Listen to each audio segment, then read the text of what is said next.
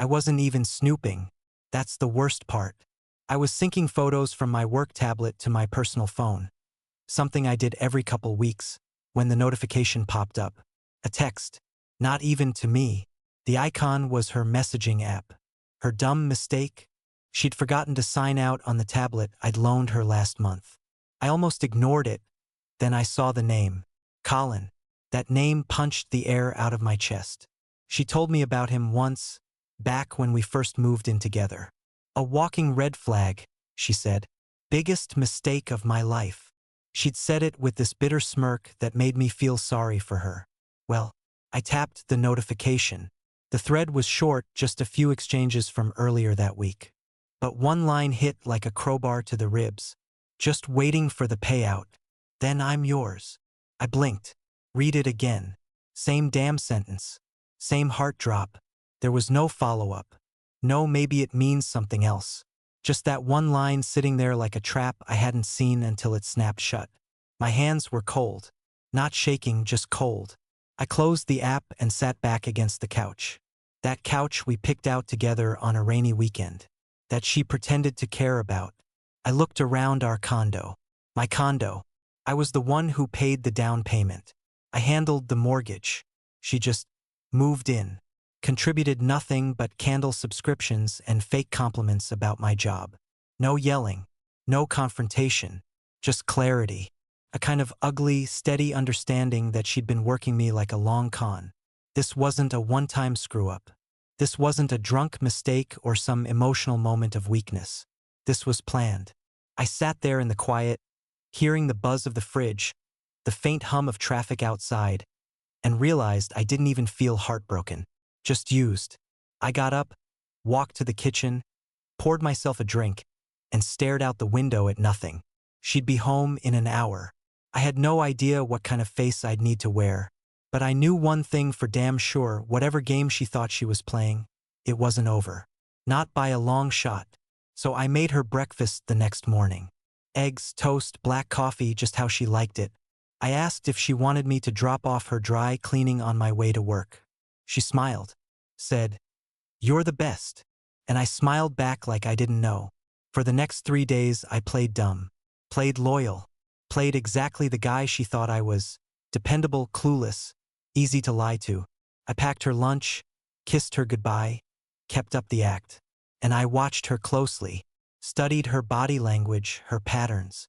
The way she checked her phone under the table when she thought I wasn't looking. The way she got bored when I brought up our future, mortgage options, vacation plans, maybe getting a dog. Her eyes would glaze over.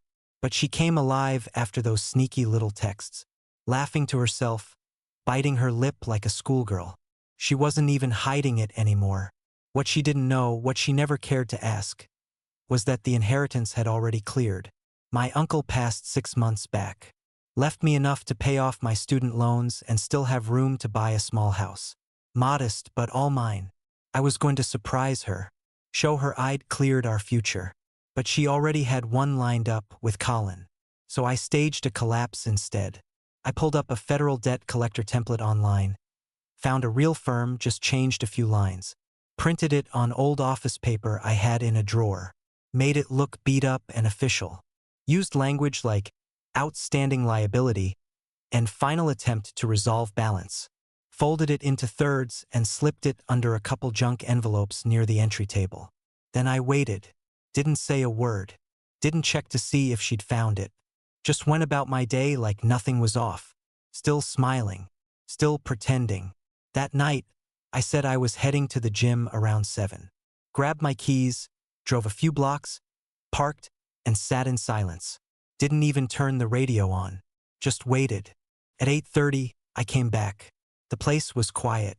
Her keys weren't on the hook. Her coat was gone. So was her laptop. The drawers on her side of the dresser were empty. No big goodbye. No dramatic scene. Just a stupid little note on a sticky pad, slapped onto the fridge. "I can't take this stress. I need stability. I hope you understand." Yeah. I understood perfectly. I walked through the apartment, scanning what she chose to take. Clothes, makeup, phone charger, even the candle she liked in the bathroom. But she left the picture of us from last Christmas on the shelf. I guess even she knew that was fake. I didn't sit down, didn't pour a drink. I just started pulling trash bags from the pantry. Every item of hers that was left behind went in. Neatly, quietly, without a second thought. I wasn't angry. I wasn't relieved. I was focused. She thought she bailed on a sinking ship. She didn't know I'd already built the lifeboat. I dropped the last trash bag by the door and didn't even bother tying it. Her stuff sat in black plastic, same way it entered my life, cheap and disposable. The condo felt hollow, like the echo of something that used to pretend to be real. I didn't mope, didn't sit on the couch and reflect. I opened my laptop, logged into the bank app, and checked the inheritance again. It had cleared 2 days earlier.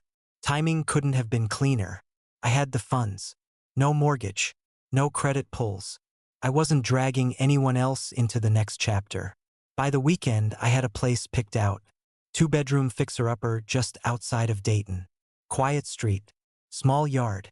Needed paint, a new kitchen faucet, and probably some wiring updates. But it had a sturdy porch and no one telling me how sad and outdated brick houses looked. I paid in cash.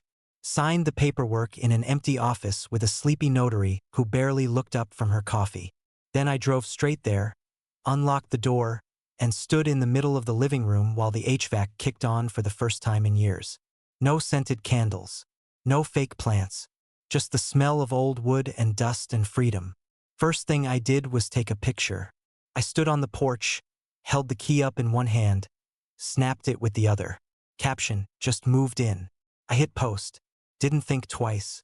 Didn't even take a sip of the beer I brought before the notifications started rolling in. Buzz, buzz, buzz. Her name lit up my screen 3 times before I even locked it. Missed call. Missed call. Missed call. Then a text. Is this a joke? What house? Then came the call from him. Colin. Name showed up bold like it belonged there. I stared at it. Let it ring. Watched the screen go black. And then I laughed. Out loud, on my empty porch, alone with nothing but the sound of leaves rustling and distant traffic a few blocks away. I cracked the beer open and sat on the steps. No confrontation. No explaining. Let them stew. Let them guess. Let them realize I never needed them to begin with. The sky turned a hazy orange as the sun dipped behind the old elm tree across the street. I could finally hear myself think. Not just that, I liked what I heard. No more fake love. No more waiting for the other shoe to drop. Just this quiet, steady hum of something that finally made sense. Me, my house, my rules.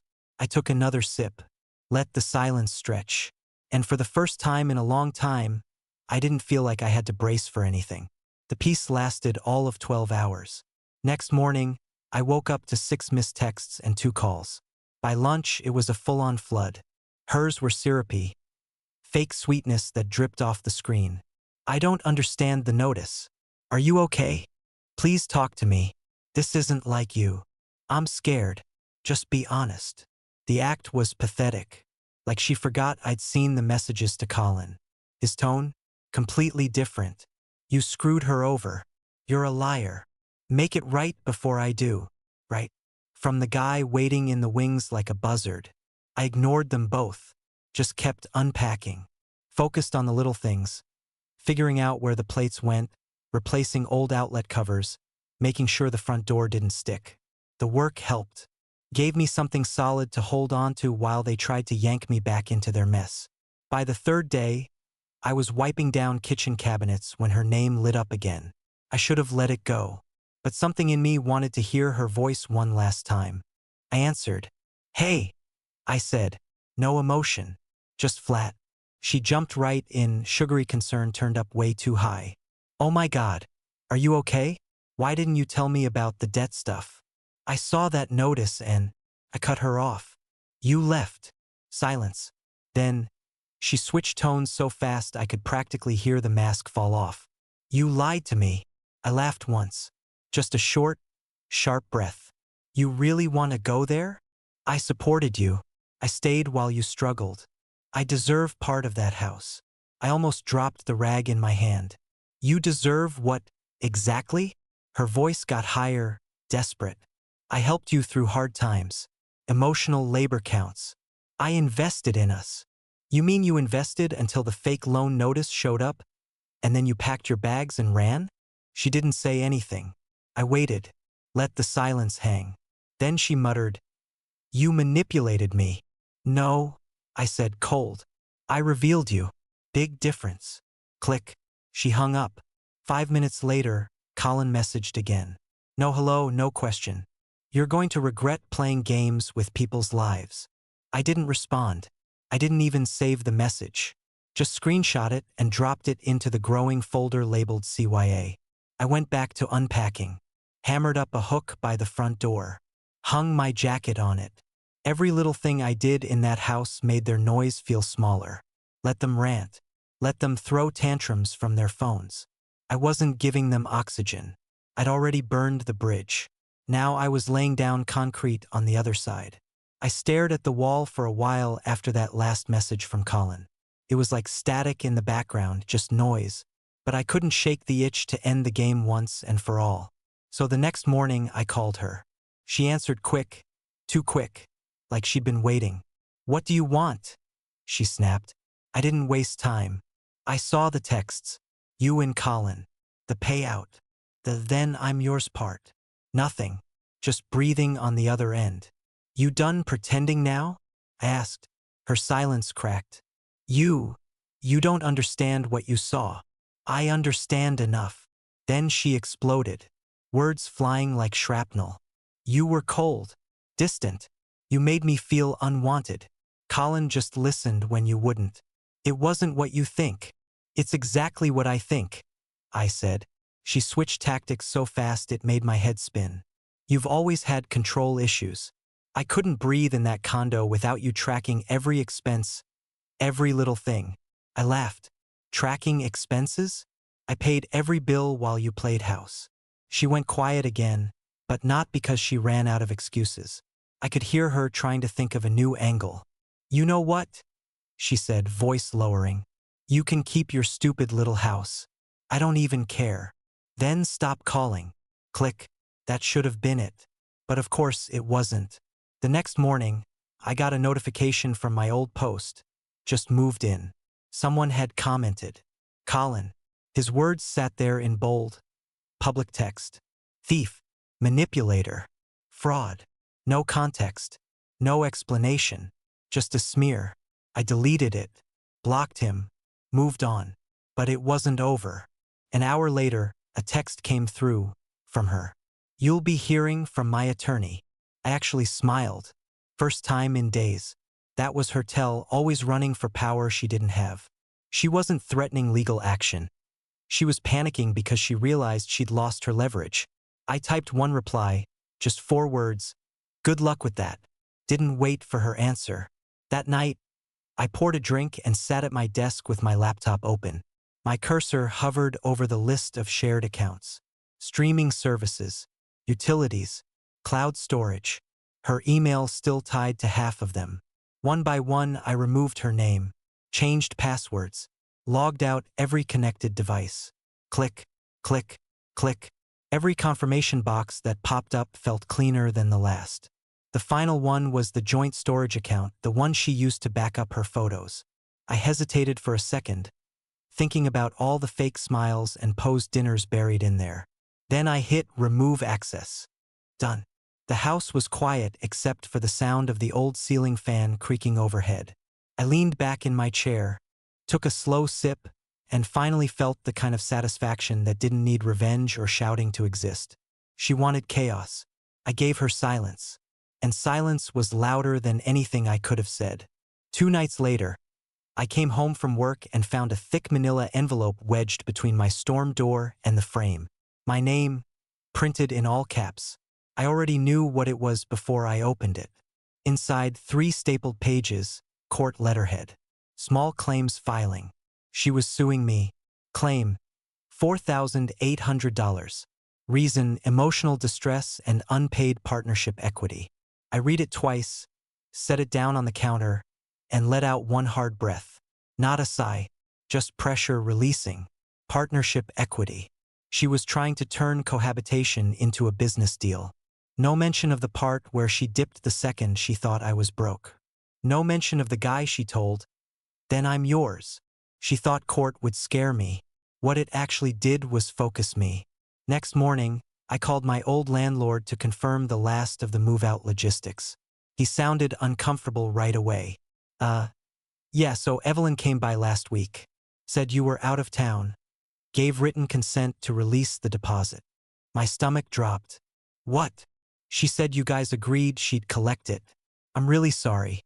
I didn't think to call. It looked legit. She forged it, I said flatly. He paused. Yeah, I figured that out about a day later. I'm sorry, man, but it's a civil issue now. You'll need to go through the court. So now it wasn't just the fake lawsuit. She'd also walked away with my $2,400 deposit. Cool. I hung up and opened a new file on my laptop. Title, Counter Evidence. I didn't rant. Didn't call her. I just started building. I printed her breakup note, the sticky one from the fridge. I took screenshots of every text, every fake sweet message, every nasty threat. The inheritance timeline. The sale record for the house. I even dug up the mocked-up debt notice I'd made and saved, with the timestamp showing it was never sent. Every piece got its own folder. Then I sat down and drafted a demand letter for the deposit. Straight to the point. Stated the facts. Included the lease agreement, the bank statement showing my original payment, and a formal request for full repayment. I mailed it to her last known address. Certified. She ignored it. No reply. No acknowledgement. Of course she did. She was betting I'd stay quiet, that I'd fold the second things turned legal. She'd always confused kindness for weakness. I wasn't angry anymore. I wasn't even surprised. I was documenting everything, every message, every receipt, every move she made. If she wanted court, she was gonna get it, just not the way she imagined. Friday evening, downtown Dayton, walking back to my car after work. Sun low, streets packed, people everywhere. I just passed a hot dog cart when I heard someone yell my name. Not casual, not friendly, just loud and pissed. Hey, Ryan. I turned. Colin. He was coming fast, cutting through people like he owned the sidewalk. Tight jaw, red face, eyes already locked on mine like he'd been rehearsing this all week. I stopped walking, didn't move. He got right up in my face. Too close. The kind of close that's meant to make you flinch. You better fix this, he said. She's destroyed over what you did. Destroyed. From the guy she told, "Then I'm yours." I didn't blink. I don't owe you anything, I said. I don't owe her anything either. Only thing I'm owed is my $2,400 rental deposit she stole. He stepped back like that one stung. His eyes narrowed. She told me you gave it to her, he said. Said it was a gift. For everything she did for you. I almost laughed. I didn't, but I wanted to. Instead, I said, "That's real interesting." "What is?" I kept my voice calm. "You repeating her excuse like it was yours. Makes it real clear you two built this story together." His jaw flexed. He didn't speak. "You didn't even try to hide it," I said. A guy walked past, watching us like something might go down. Colin noticed and took a half step back. But he wasn't done yet. "She's suing you because you manipulated her," he snapped. "You tricked her into leaving. That fake debt notice? That's emotional abuse, man. And cheating on your partner while waiting on their inheritance?" I said, "What's that called?" He had no answer, just stared, all bluster with nothing behind it. "You done?" I asked. He clenched his fists, then let them go. "You think this is over?" "No," I said. "I think it's just starting." He turned without another word and stormed off into the crowd. I waited until he was gone, then headed for my car 2 blocks over. My hands were steady. My pulse was normal, but my brain was running hot. I got in, locked the doors, pulled out my phone, and typed a quick voice note. November 3rd, 5:44 p.m. Colin approached me outside 5th and Main. Claimed Evelyn said the deposit was a gift. Indicates shared narrative between them. Confirmed confrontation. Saved it. Dropped a pin on the map. Screenshot it. Everything went into the file. They weren't just messy. They were careless. And every time they tried to scare me, they gave me more ammo. By the time I got home that night, it had already started. 2 unread messages. One from a guy I used to work with. The other from a friend we'd gone on double dates with. Both short, cold. Man, I didn't know you were that kind of person. Guess money changes people. I didn't respond. Next morning, 3 unfollows. 2 people blocked me outright. She was fast, spinning her version before I could even take a breath. Apparently, I was the villain now. The guy who'd faked financial collapse to manipulate a poor, trusting girlfriend. Left her homeless, traumatized. The kicker? Some of them believed it. People I'd helped move, loaned money to, hosted for Super Bowl parties. And they just peeled off, one by one. No questions asked. That silence hit harder than I expected. I didn't need loyalty from strangers, but I thought I had at least a couple real ones. Turns out, most folks just pick the loudest story and roll with it. But I didn't post a thing. No callouts, no subtweets, no sad little truth will come out post. I stayed quiet, but busy. While she played victim online, I built the case. Tight, clean, no holes. Every screenshot backed by dates. Every claim matched to a real event. I had a folder thicker than a damn textbook. There were moments where I wanted to scream, type out everything, burn the whole lie down with receipts. But I didn't, because quiet discipline is harder than drama. And stronger. While she was out there trying to weaponize attention, I was building something that actually mattered, proof. And I knew something she didn't. Court doesn't care about likes. The courtroom looked like a DMV with anxiety issues. Plain tile floor, folding chairs, humming AC that never shut off. No jury, just a tired clerk at a plastic table, a judge with half-lens reading glasses, and a few other poor souls waiting their turn. She walked in 10 minutes before it started. Colin right behind her, wearing a stiff button-up like he thought we were in a movie. She looked put together. Clean hair, soft makeup, eyes a little red, probably from fake crying in the mirror. She didn't look at me, just sat, crossed her legs, leaned close to Colin, and started whispering, like we weren't about to hash it all out in front of a judge anyway. When they called our names, we stepped up. The judge asked her to present first. She came in hot, like she'd been practicing for weeks. My partner misled me into thinking we were financially doomed, she said, voice trembling just the right amount. He let me walk out thinking we were in debt. Then bought a house behind my back using inheritance money he hid from me. Tears welled up. Not a full cry, just enough to hit the sympathy switch. He emotionally manipulated me, she added. I left in distress. I gave him 2 years of my life. I supported him. I deserve compensation for the time and trust one invested. The judge listened, nodded slowly, then turned to me. I didn't give a speech, didn't fake anything, just handed over my file. Your Honor, I said. The debt notice she saw wasn't real, but the timing matters. I pointed to the first exhibit, her sticky note. She read it out loud when prompted. I can't take this stress. I need stability, I explained. She left voluntarily, before the inheritance was ever received. Here's the bank record showing when the funds were deposited. Next screenshots. The judge read them silently.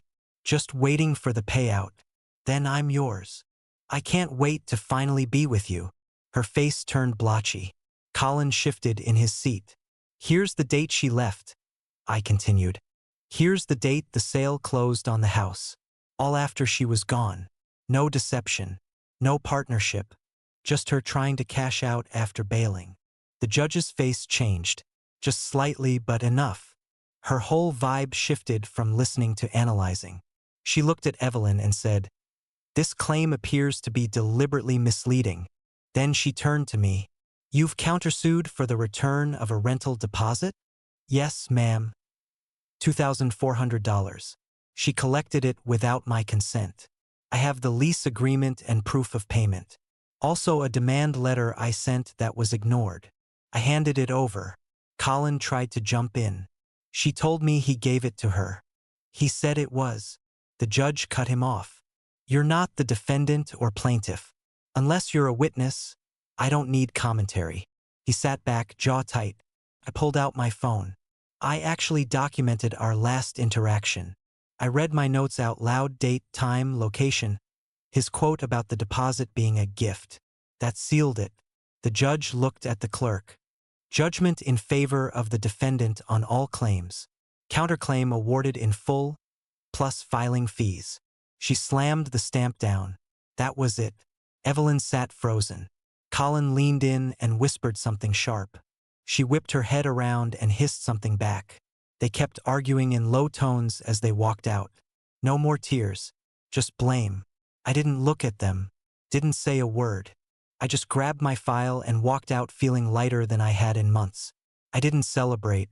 Just walked out of that courthouse like I'd finished a long shift. No victory lap. No smug grin, just tired relief. But word spread fast. By the time I got home, 3 old friends had already messaged me. Man, I'm sorry. I should have known better. Didn't get the full story. My bad. I replied to all of them the same way. No worries. Simple. Flat. I didn't need anyone groveling. I just wanted it done. That night, I sat on the porch with a beer, not thinking about her or him, just listening to the crickets. For the first time in a while, nothing felt heavy. The next day, I heard Colin got written up at work. Word got around about the public confrontation downtown. His job was sales. His reputation mattered. Guess trying to chest puff in front of my office building wasn't the career move he thought it was. Then came the final text. Evelyn, enjoy your stupid house. You ruined my life. I stared at it for a second. Not long. Didn't feel anger. Didn't feel pity. Just nothing. I deleted it. Blocked the number. That was it. The next morning, I was in the backyard with dirt on my hands and sun on my neck, planting tomatoes in a crooked little row by the fence. No grand lesson. No dramatic closure. Just peace. No noise. No lies. No pretending. They thought they could tear everything down and leave me crawling. But all they did was clear the space. Now I get to build something real.